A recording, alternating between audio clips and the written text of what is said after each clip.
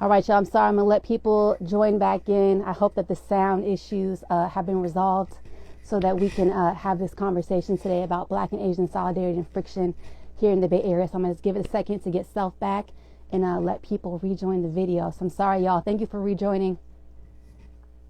All right. We're going to do this again and see if it works. Okay. Let's do this.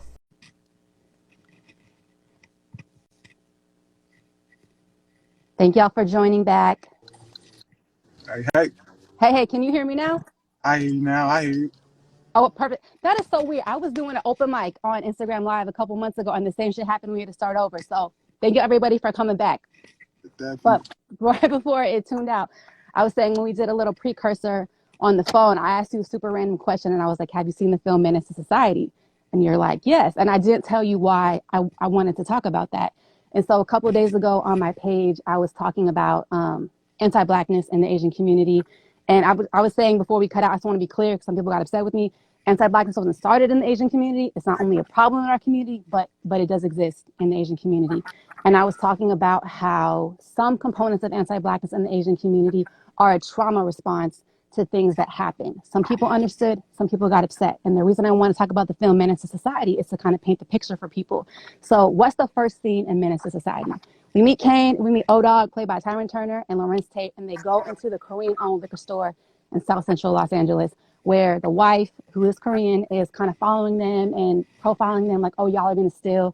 And Lawrence Tate gets upset, like, bitch, I'm not going to steal. I have money. And she's like really nervous. And the husband's at the register and he's like, hurry up and buy. And so, Lawrence Tate's character is like just an agitated person. So we're kind of starting seeing that he's like agitated.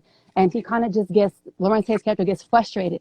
And what does he do? He shoots the Korean shopkeepers and they die. And then he steals the money. And so the reason I thought that was an example I could bring up is because a lot of people are familiar with that film. So when I talk about trauma response, let's say the example of if the film was different. What if you only shot the husband and not the wife? So I'm talking about trauma. It would be like that Korean woman is going to be therefore traumatized by the situation and most likely being a first generation immigrant, possibly not having full command on English, not understanding American racism, maybe not really having a relationship with the Black community, might go and be like really afraid and go on fight or flight mode and be fearful of Black people. So is that okay? Of course not. But there's that trauma that's not resolved, that, maybe there's not like therapy or resources for her to understand, like, that's one person who did a bad thing. That's not all Black people. So this very much can apply to like first generation immigrants. So let's say that's like a real life thing that happens where the wife, lives. And then maybe she goes to church or into the Korean community where she's speaking in Korean with her peers. And she's kind of letting them know, like, oh my God, my husband got killed. And possibly what her peers are hearing is like, oh, Black people are scary. I have to protect myself. So then maybe it goes from a situation where this person is traumatized and they're not trying to spread anti-Blackness, but then maybe they go to their peers and the, community, and the peers are hearing it as like Black people are scary, and it kind of contributes this anti-Blackness. So it's not that I think it's okay. It's just an invitation to understand that sometimes bad things happen to, people in the Asian community by Black people. And then So, unfortunately, oh yeah, please go ahead. oh, God. I Oh mean no. that can apply. That can apply as well as me going to the store Mm-hmm. and me having a bad experience, being followed or whatever, Absolutely. and Absolutely. having a verbal disagreement with them, and then me going back Absolutely. to my community and saying, Ex- you know what, I didn't have a good, absolutely. these people follow me or they ain't no good, Right. and I generalize them, and I go back, Absolutely. not trying to like make it a Black and Chinese thing, Right. or not trying to say something that might get somebody hurt, Right. but it's the same thing. Absolutely. The difference is, though, sometimes is that a lot of African American men are not in position to oppress. They're not in a Right. position to be like, okay, Chinese people are bad, so we're not going to hire them, or we're not going Right. to them, or we're not going to, what I'm saying? So yeah, we have our issues, but they really Mm-hmm. don't hold weight because we're not in a position of power where it matters at. So Mm. just Absolutely. No, I really appreciate that feedback because that's the reason I even broached a topic that I was really uncomfortable bringing up, is because it does lead to a traumatic thing happened, which is not a full representative of either one of our communities, but then the way it can play out is like then it gets spread among whether it's Chinese, Korean, Filipino, Vietnamese. And the reason I said first gen, for people that might not know who are watching, that means the first people that came to America and settled anywhere here. So they might not have a full command of English. And then also there's not necessarily a racial consciousness about American racism and things like slavery or the civil rights movement and the way that Black people's civil rights movement helped us, in our community. And so not having that consciousness becomes a problem, between our communities. And like you said, if you go to a store and you get followed and someone looks like you, my family is giving you the business, that doesn't make you feel good. So you're going to go back to your, the neighborhood, people who look like you and be like, man, that was fucked up. Like I got followed. And then it can kind of lead to these, maybe it didn't start with the intention of becoming a racial problem, but unfortunately, it plays out. And to go further, on things that we talked about resources and who has power, one thing I've been trying to really get people to understand for years, and again, it's not to excuse any behavior. Some of the things that happen with Black people experiencing racial profiling in Asian-owned stores, and again, not always, but sometimes, is that Asian immigrants come to the United States with maybe more money than the Black community has, which is something else we could talk about a little later in this video, coming and trying to open a business where like their whole family is going to work there. So it's not that they might be rich compared to, say, people in the African American community that have been historically locked out of like bank loans and education and property and things of that nature. But then they're opening a store in a Black neighborhood. And it's not to try to exploit the Black community. It's because they're poor immigrants and it's where they can afford to open the store. And then not knowing, again, about racial consciousness. And sometimes these are under-resourced neighborhoods. We might also call them low-income neighborhoods. Some Asian immigrants don't know what that means. And I think one thing that a lot of people don't know is you might hear Asian immigrants saying the phrase American a lot. So they might ask me like, Lindsay, do you have American boyfriend? And what they mean by that is, do you have a white boyfriend? Or do you have American friends? And what they mean by that is, do you have white friends? So because of how American media works, a lot of people in Asia think that everyone in America is tall, blonde, young, thin, rich, and white. And then they come to places, say like SF or San Jose, and see that people who look like us and who look like our friends of different races, and be like, "What is this?" And not in a way that's bad, but being like, "I thought America was white and blonde and was I can't even think of who's like a white movie star who's super popular right now." But thinking is that, and not realizing like it looks like us. So then here they are in an under-resourced neighborhood. They might be Black, Latino, and also similar Asian immigrants, and just being like, having no idea that this even existed in the United States, and being so shocked that this is what a neighborhood could be like, in good ways and in bad ways.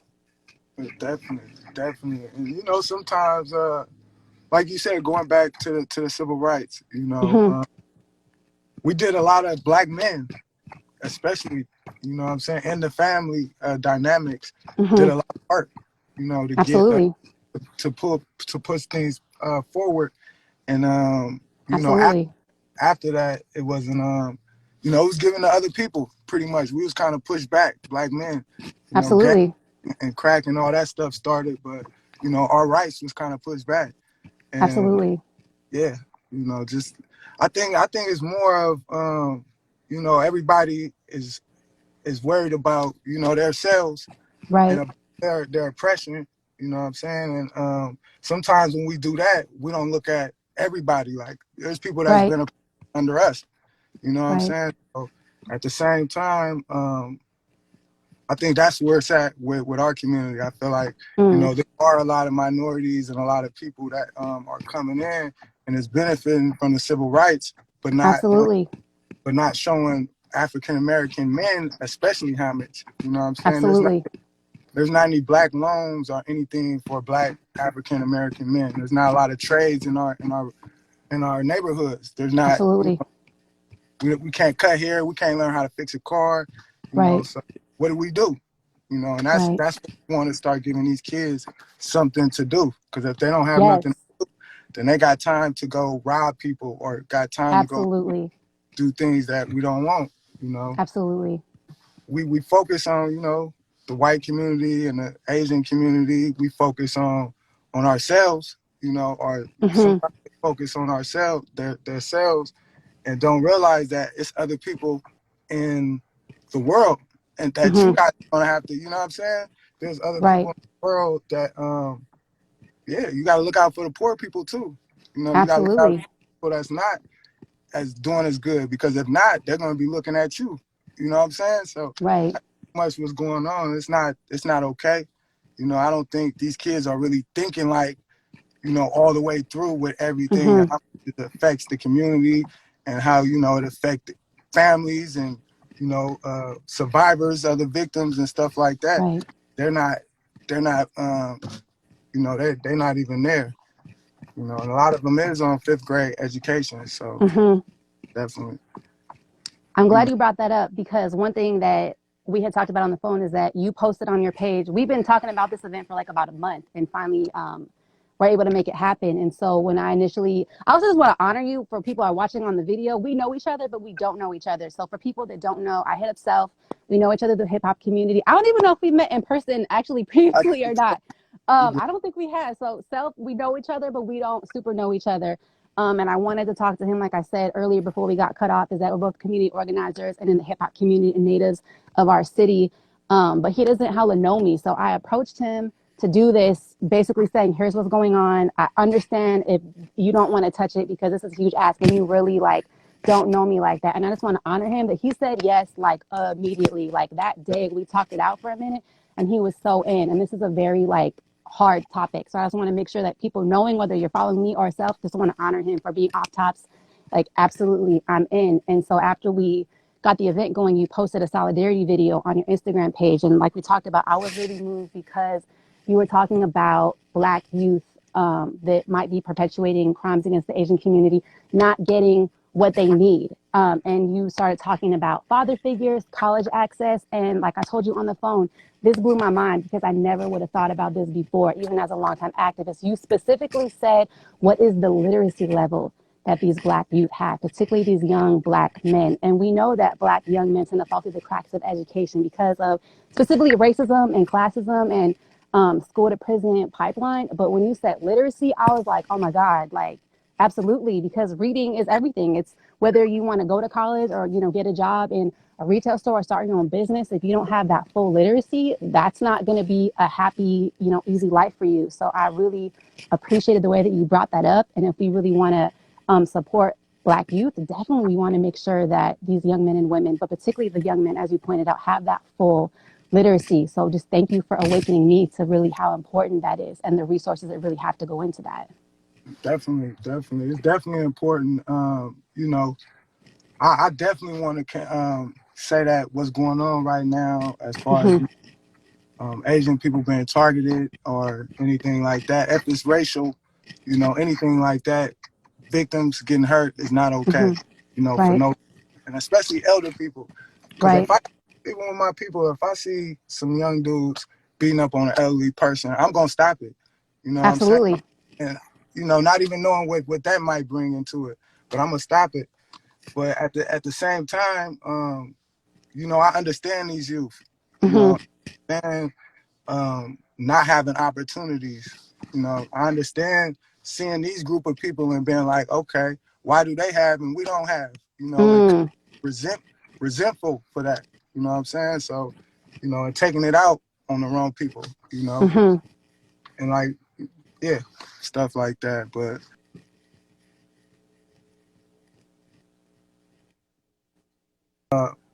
you know, one shoe don't fit all. You know, and the curriculum how it's built right now is for one shoe fits all. right. You know, African American kids, Absolutely. we learn a little different. You know, we might learn by Mm-hmm, sight, we might learn by you know, by different ways. And that's what the teachers need to start looking at. You know what I'm saying? Because if not, it's like kids can't feel themselves. You know what I'm saying? It's the adults around them. mm, It's the system failing these kids. It's not the powerful. kids failing the system. And they're blaming the kids for being Absolutely. fed, for having less resources. You know what I'm saying? It's Right. about I read some number like for every student, African American or student of color, they get $733 less than white or Asian students. You know what I'm saying? Mm-hmm, So, you know, I think it's important for the Asians, the white community, you know, communities that's thriving to understand these statistics and to stand mm-hmm. with us and to stand with us. You know, let's come up Absolutely. with a current program to where, you know, the kids that are thriving can help, you know, kids that's not. Mm, You know what I'm saying? Let's that's beautiful. you know, let's share some, you know, funding. a lot of these schools that's in predominantly white or Asian neighborhoods, they get a Mm-hmm. lot more funding than the ones that's in the Right. Bayview or that's in poor communities. So I think Right. that's important. It's just as violent not to say nothing. It's just as violent Absolutely. to receive those even though I don't think it's on purpose, but I think Mm-hmm. that it's important to stand with us. Yes. You know what I'm saying? And yeah. I have everything you said, absolutely. A follow-up question that I think is kind of a heart of the problems you said, that for the youth, that you understand that a lack of opportunities could build that like resentment, looking at Asians that have more. And let's be clear, not all Asians have more. That's kind of a whole Exactly. other video in terms of disaggregating Asian data, like rich first generation Asians in Cupertino from China and hood Asians from Cambodia that are Cambodian refugees in Oakland is not the same. You know what I mean? So let's just be clear Sure. about that part. Yeah. Um, but about the resentment, how do we, because I understand what you're saying, like when you're under resourced and it looks like the next group that's not white, but doing better than you, might be newer to the United States, is doing better, it could build, bad feelings when there isn't that opportunity. Like, I guess that's like the heart of the issue. One of the hearts of the issue is like, how do we kind of like heal that or address that, whether it's, Asians trying to work with the black community or black community working with Asians, like it's a big can of worms. But you know what I mean? Like how kind of like, man, what are even the steps of like It's getting like to that place? we're not gonna do it by just looking at each other and by Right, blaming each other and by not understanding both sides. It's like you telling me that, you know, it's not all Asians are not rich. It's other right. sides. You can look at them in another light. You know what I'm saying? Mm-hmm. So we just gotta start educating each other and not be scared to deal with each other. Mm-hmm. And, I my thing is like, if an African American or black or a person of color had a store in Chinatown, Mm-hmm. how would they be respected if it was in the Right. center of Chinatown? Mm-hmm. Are we able to get a business in Chinatown? Mm-hmm.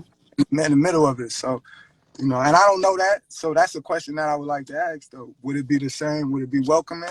You know, Mm. it'd be some kind of tension because we're not from over there. You know, That's a good question. As someone that's not from San Francisco, I think it would, this is going to sound weird. It would depend, because there is a move from people younger than myself that are trying to work on these tensions that would be so juiced to welcome you. And then also there's like this stereotype that I can't Asian hear you. seniors are like racist. But then also like at a certain point, Asian seniors that maybe at one point might have had negative racial attitudes begin to like open up. You know what I mean? So in this day and time, it's hard to know. Well, because of the heightened tensions of the situation, it might not be super smiled upon in this moment.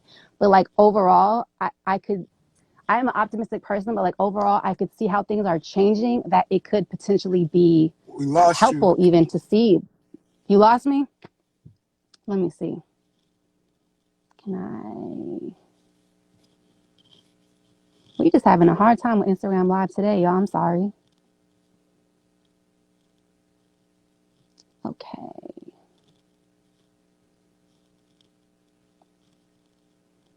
I'm going to remove self and I'm going to bring him back and see if that works. Let's see. Let's try it again. I didn't mean to kick him out. I'm sorry, y'all. Thank you for your patience and joining with us today. I see y'all giving us comments. I lost self, but I know that I can get him back. So give me just a minute, y'all. I thought this would be better than Zoom, so we'll see.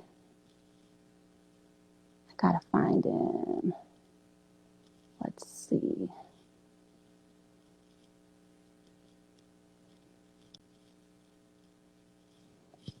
Okay, I just sent Self the request, so I will get him back and see if that makes it so that he can see and hear me.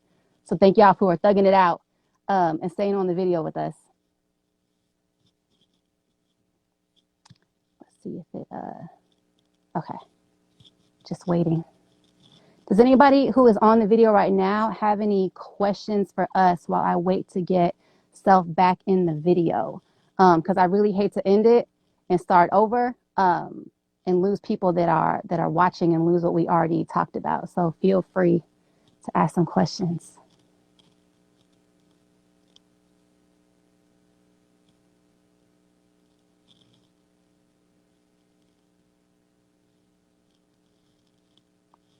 You know what I will say while I wait? Hey, Justine. Justine brought up the model minority myth. Actually, I will talk about that while I wait to try to get self back in the video. So that's the term that people tend to hear. That's awkward. That why is it not letting self get into the video? That is unfortunate. Um, Sorry, y'all. I'm having a hard time with Instagram Live. I don't mean to waste anybody's time this afternoon. So thank y'all for your patience while I'm waiting. There we go. Can you hear me?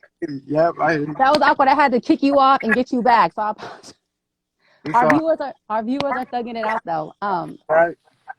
But no, to your question, I'm not sure at what point it cut off. But you said, would a black-owned business be accepted in Chinatown? So I'm not sure at what point it might have kicked you off.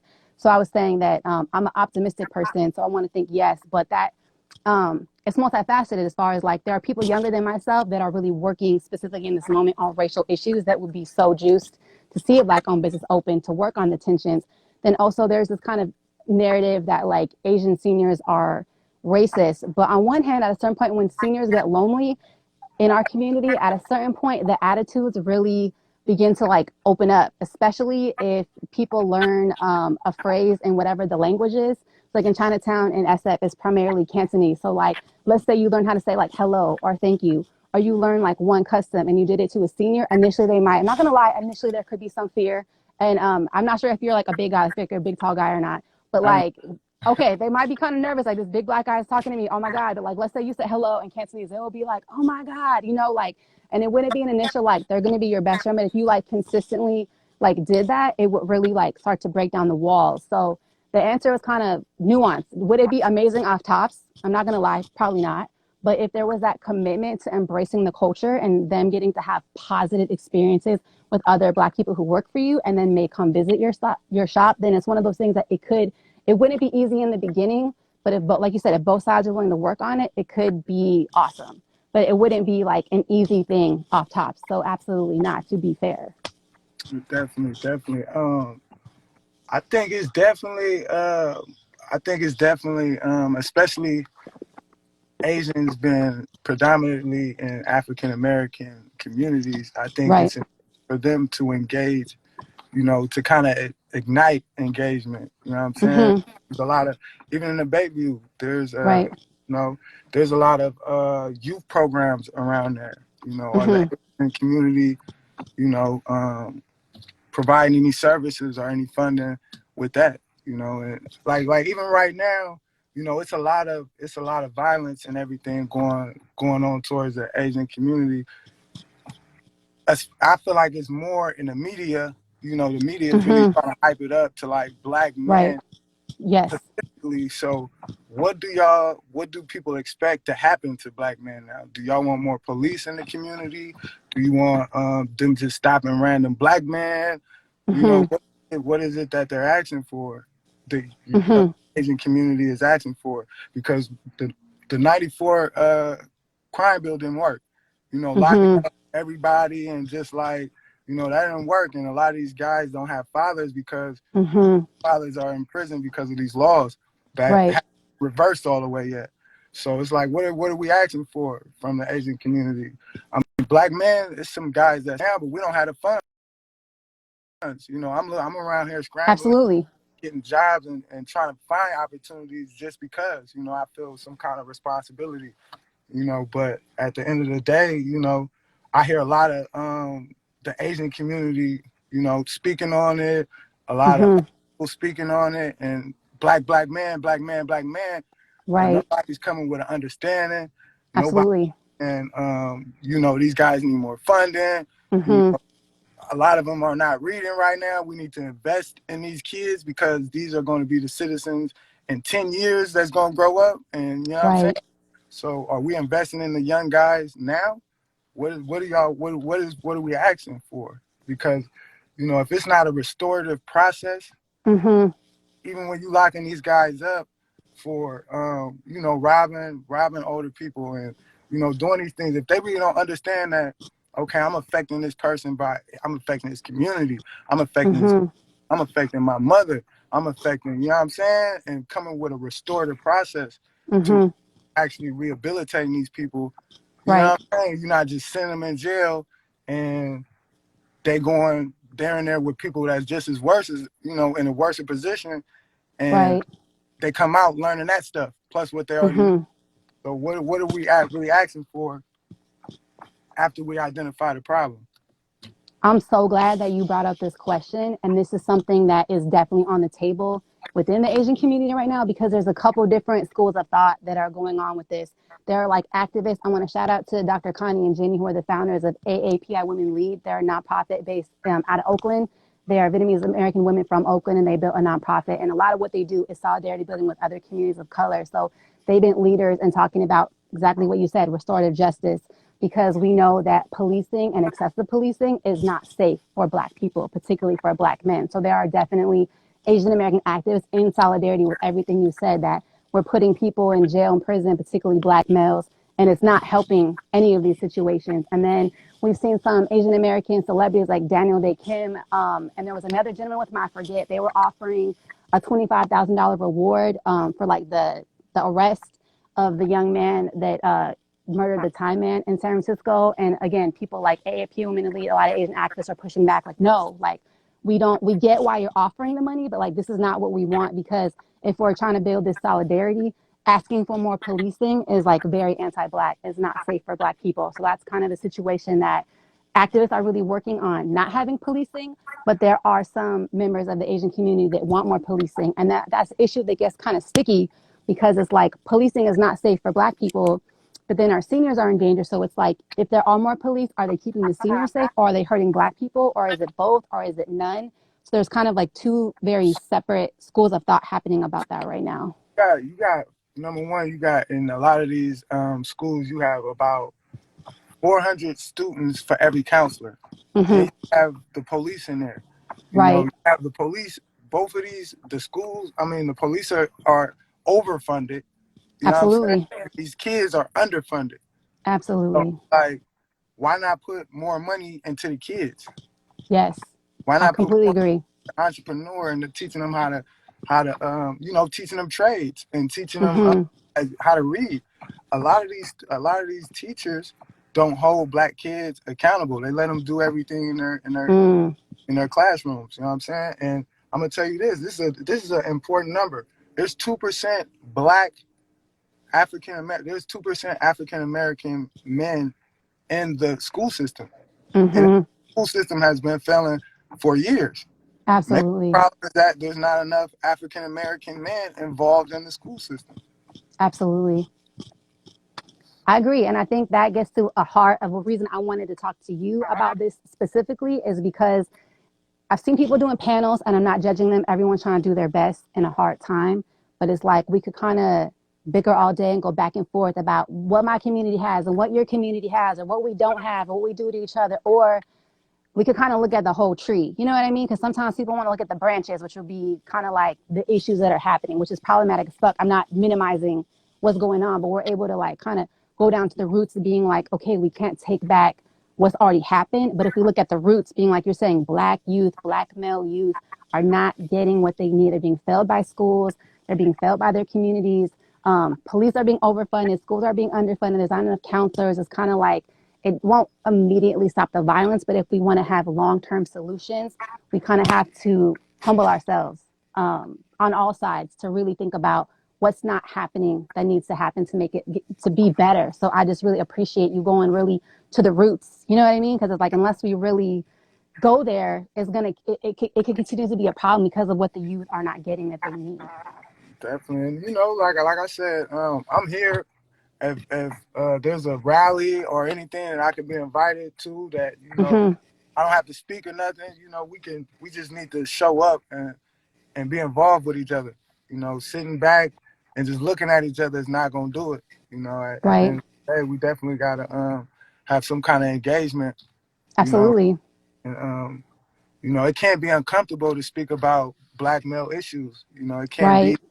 We got to be able to see race. We got to be able to see color. We got Absolutely. to see the disparities because they're there, and Yes, that's what's frustrating. Every time we come to the table, it's like we don't see color, but we just want to go to the problem. Now y'all got to see color first because we that see part. color and we understand that Absolutely. we're not treated the same as everybody else, and we understand that. You know what I'm saying? So Right.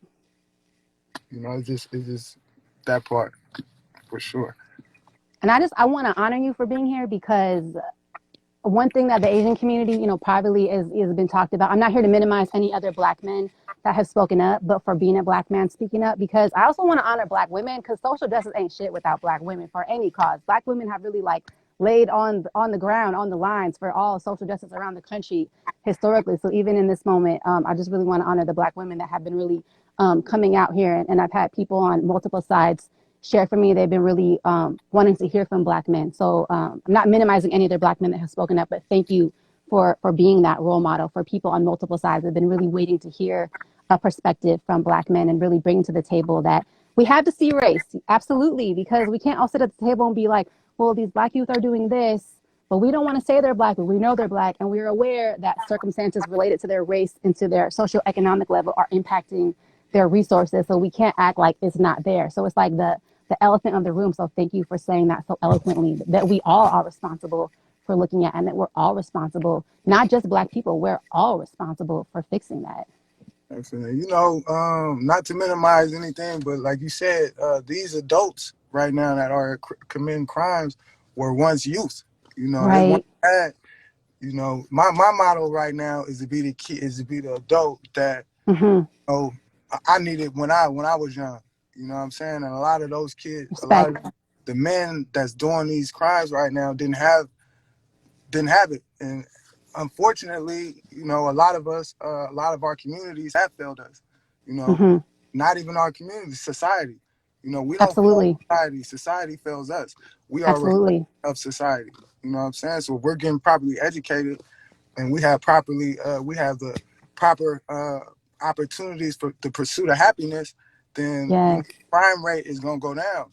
But when people, when one group are getting a little bit more, or it seems like one Mm-hmm. group is getting a little bit more, then it has tension. It becomes tension, Right. and everybody wants to feel equal. Everybody wants to feel like they have opportunity. You know what I'm saying? And it's not easy wearing Mm-hmm. wearing this badge of African American man. But if Mm-hmm. you can overcome it and you can see what's going on and you can make that a positive, man. My color is my strength now. You know, Absolutely. definitely. I think um, right now the black men and black women, it has to be a little bit more solidarity too. Black Mm. men has a lot of things going for them right now. Mm-hmm. They're elevating in school. They're doing great in school. You know what I'm saying? Oh They have yes. they have a lot of grants, a lot of entrepreneur programs Mm-hmm. directed for them. But where's the black male program? Mm. Where's the black male funding? You know Mm-hmm. what I'm saying? If they wanted to start a business, or where do they go? Mm. A lot of the things I had to learn on myself. I never learned how to do an ATM with a father, or you know what I'm saying? Mm. These are things that I had to pick up on my own. Mm-hmm. Things that probably come natural to people that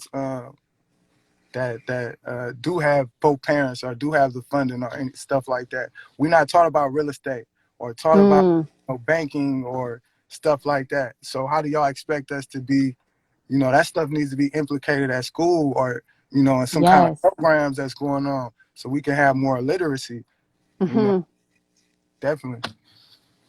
So one thing I'm gathering from that comment, and earlier you were talking about like say Asian folks that may have community centers or participate in community centers. So one thing I'm gathering from what you just said is that if perhaps there are Asians that have more or are doing better, and we want to kind of talk about roots of issues, are there Asian activists or organizers that might be willing to hold classes for Black youth about banking or real estate? So there are a lot of people who look like me in those industries. So would it be about, granted, I don't have that background, but like if I know somebody who does, being like, oh, if I have a cousin or a friend or a classmate or whatever that is in real estate or is in banking, to be like, oh, let's go to like the Bayview, or like let's go to Hunters Point and let's talk to the Black youth in the community. Like, let's have a Yes, seminar yes, about that. So in yes. terms of supporting is like coming in with skills we might have that are good for all Right. of us if they're shared.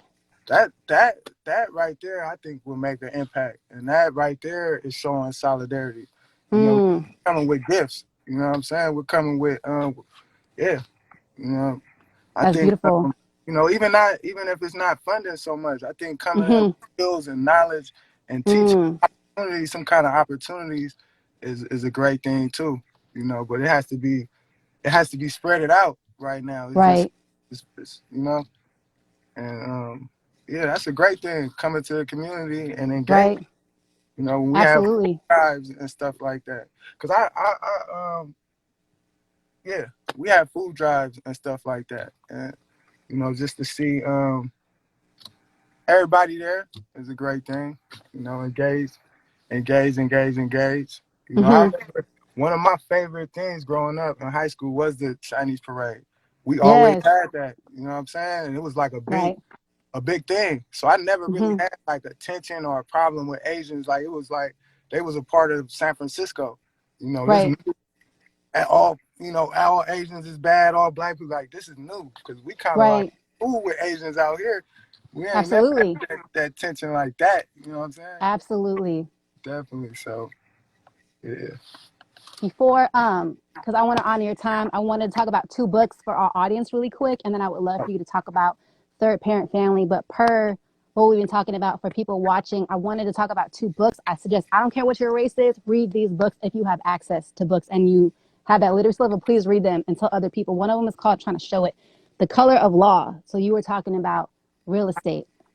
And this book talks about how racial segregation specifically impacts the Black community, how it was designed into our government for Black people to live in specifically like under resourced neighborhoods, and therefore to be access issues for Black home ownership, which definitely contributes to a lot of things that you talked about. And the other book, I would really suggest not just Black people, but specifically for my Asian peers that might have first gen parents, please read this book. And this one is The Color of Money. And this book is about Black banks, and it specifically talks about a lack of access that Black communities have been giving to what you said about banking. So not only basic banking, but also how sometimes when Black people or other supporters of the Black community want to support, they're thinking, I'll put my money in a Black bank. And sometimes those banks close. And how you talked about it demonizes, like, oh, well, they just didn't know what they were doing. Like, Black people can't own banks. And it's not that at all. It, again, has to do with by design from the government, how it was set up for those banks to not be supported with the FDI insurance they needed to be successful. So when we're talking about how people are historically left behind, to build, for all of us to build our own consciousness, I just really want to encourage people to read those books because we talk about the tree. These are definitely kind of roots that impact how things play out in the Bay. And also, I appreciate you said definitely growing up, I've never had tension, with Black people. I've been super fortunate as an artist, been very much uplifted and amplified in Black spaces. Before the pandemic, I was actually working at the only soul food restaurant in San Jose and adopted by this beautiful Black family. I was super broke, needed a job so bad. They amplified me and took care of me, got us to Jackie's Place in the most beautiful way. So we're not here to ignore that there are issues. We also want to honor that for a lot of us, the group born and raised in the Bay, there are some people that have had these issues. And then there's other of us that are so shocked and hurt because that's not how we grew up. So we feel, the courage to talk about it because those are not our experiences. We don't want those to be the narrative, between our communities. But did you want to talk at all about third parent family? Let the people know how they can support what you and your wife are out here doing? Definitely, definitely. So Third Parent Family, we are a Black nonprofit. We try to break societal barriers. We go the extra Yes. mile for you. I'm a like I said, I'm that case manager. I'm that adult, that you needed when you was a kid. I'm gonna go Mm-hmm. mile for you. I'm gonna promote you. So I got a lot of resources going on right now. I'm working with all the programs that's giving employment opportunities and intern Yes. opportunities, mayor programs type stuff. Just whatever resources we have access to them or will help you access them. So that's what we do. We got a pantry every Saturday. It's Um, amazing. yeah, yeah. We got two schools that we serve, and we look Mm-hmm. to do more work. I'm looking forward to reaching out to the Asian community and being, some kind of bridge, Absolutely. some solidarity, and let them know that there are some good African American black males out there, and we understand what's going on with our youth. You know what I'm saying? And we just need you guys to understand with us and to work with us to try to reach them.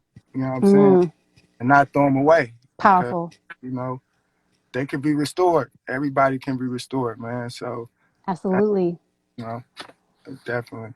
So we here to help. That's it. Third parent, me, Yes. community. Some people don't have a parent. Some people parents Mm-hmm. are incarcerated. Right. Some people parents are on drugs. So you need that third Right. parent. That's what we are. To That's try to amazing.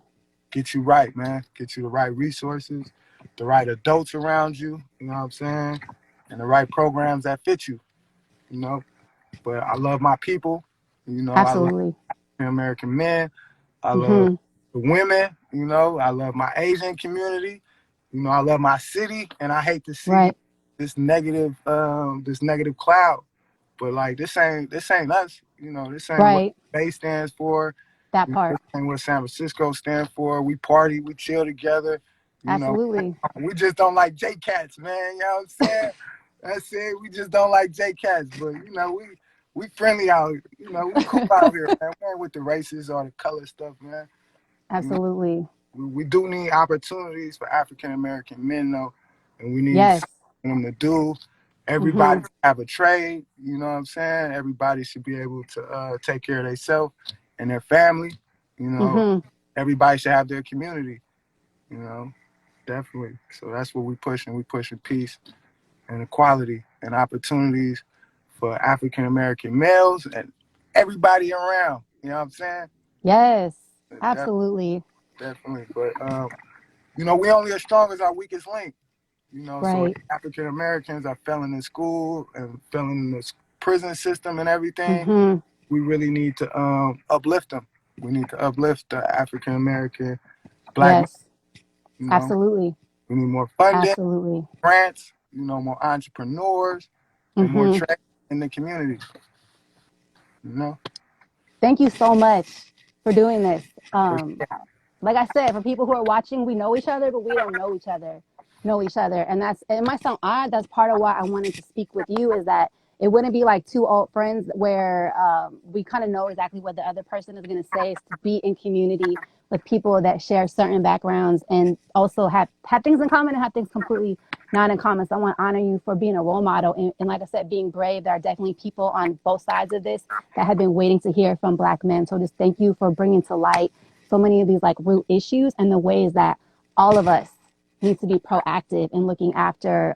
Like I was really touched when you said that black male young adults that perpetuate these issues at one point were Black youth, and how you specifically are working with youth because like we want to prevent shit before it gets to where it is now, and the media runs away with it and it demonizes people. And then, when you ask the question about what does the Asian community want, and there's multiple sides, if we could be super proactive, then we have an opportunity to really fix and heal issues. So I just honor you for having an uncomfortable conversation. This is not popular stuff. I've had people in my DMs pissed at me for some of the things I've said. I hope no one does that to you, but I just honor you for being brave and having uncomfortable conversations. definitely, definitely. It's for the culture. It's for the city, man. You know what I'm saying? Absolutely. Hopefully, if you got somebody out there, man, in your neighborhood that's, trying to harm some Asian people or anybody, give them a job, give them an opportunity, detour them, That grab them, part. you know what I'm saying, love on them, you know what I'm saying, and detour them, man, because it's not okay for them to hurt nobody, and it's not okay for them to throw their life away, man. You know what I'm talking about? So let's, Absolutely. let's save it. Yes. All Thank you. Thank you for being here. For people that are tuning in late, I will tag Self. I will tag Third Parent Family. If you're coming from my page, if you're coming from his page, continue to support him and amplify his work. So we want to honor people that joined to participate in an uplifting and a healing conversation. And definitely to Self, like I said, I don't know. I'm an artist. I come from food service. I'm not the person that has the plug on the banking and the real estate. But if there are ways that I can support and try to bring people from the Asian community to you and to, you know, Black male youth specifically, and come out to Frisco and support, absolutely let me know. So maybe I don't know him, but I can get him. I'm gonna get him. You know what I That's what it's mean? So about. That's what it's about. You know what I'm saying? absolutely. If I don't know, I will find them. And, you know, I could do some fundraising. So let's do some fundraising. Let's give people For some sure. jobs. Let's keep it going and support Black business, Black nonprofits. But thank you so much for starting the conversation with me and being brave today. And thank you to everybody for joining, because you care and you want to participate in the healing between our communities and seeing Asian seniors being protected and Black male youth not being demonized and given the opportunities they need to also live healthy, good, positive lives. So just thank you for doing this today. Exactly. All right. Thank you I got guys you. for tuning in. Thank you, Hella Famous. Hey, we need you to come Absolutely. to the pantry and come stand with us, man, and just, Absolutely. stand with You us. let me know. This Saturday, I'm gonna be at Evan Lowe Stop Oppie Hate Rally in San Jose. I'm not gonna lie, I've been a little agoraphobic. COVID, hate crimes. I've been nervous, but I got you. You let me know on a All Saturday. I will good. get on the bar and I will come out there and I will be with y'all. So people have my word on Instagram Live that I got y'all. You let me know. We're going to work it out. We're going to work it out. I appreciate you. Stay up. Absolutely, it's mutual. We'll talk soon. Yes, Thank y'all yes. for watching. Thank y'all for tuning in. We appreciate it. I'm going to be plugging Self's nonprofit as well as his page. So thank y'all for joining. Thank you for participating. Thank you for joining in solidarity, standing with Asians, being pro-Black, and being part of the solution. We love y'all, and we'll definitely all tap in soon.